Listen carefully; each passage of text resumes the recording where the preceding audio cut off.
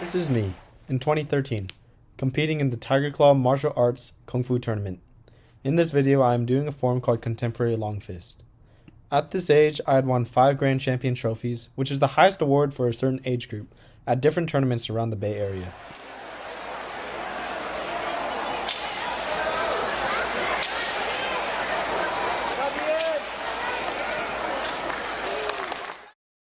My journey with Kung Fu started when I was 4 years old. After my first class, I fell in love with the sport, training every day, both at the school and at home. When I was 6, I won my first tournament in San Jose. I still remember the feeling of euphoria when they called my name on the loudspeaker, my teacher throwing me up on his shoulder and running me over to the podium. Through the sport, I met a few others that I once considered my best friends. That's me standing on the right, and from right to left come Sean, Leland, and Quincy. We did everything together. We played video games, we had sleepovers, and we even went on a trip to China, where we walked along the Great Wall and Imperial Palace. We were always close, and I looked to them as older siblings.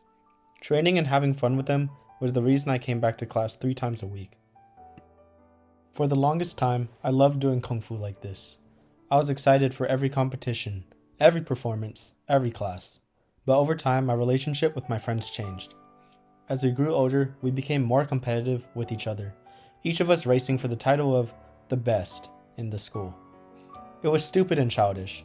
There was truly nothing to be gained from aiming to triumph over one another. But as time went on, we each grew spiteful. It was subtle, but clear. And at the worst of times, I even found myself feeling bitter when cheering for them during tournaments, and I couldn't understand why I felt this way. I didn't know why I harbored such ill feelings towards them, over a useless, made-up title, and I hated myself for this.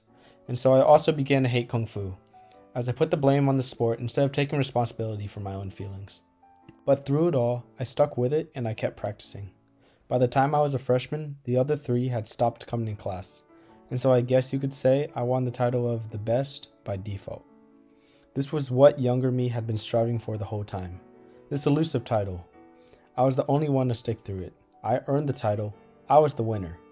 But I felt no sense of victory. At the end of the day, I was the same person, just with 3 less friends. Going to practices didn't feel rewarding or fun anymore. As with this newly earned title, I felt that the atmosphere around me had changed. The harsh expectations of others were a burden for me, and though I was told that I was the best in the school, it always seemed that they expected me to be something more, something even better. As I tried harder and harder to match their perception of me, it took a greater toll on my body, and I suffered from injury after injury, from just pulling a muscle in my hip to having a tendon in my knee pop out of its socket. By the middle of my freshman year, I quit Kung Fu.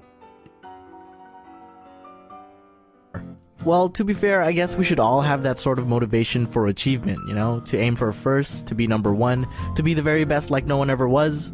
But for some people, it ain't even about that.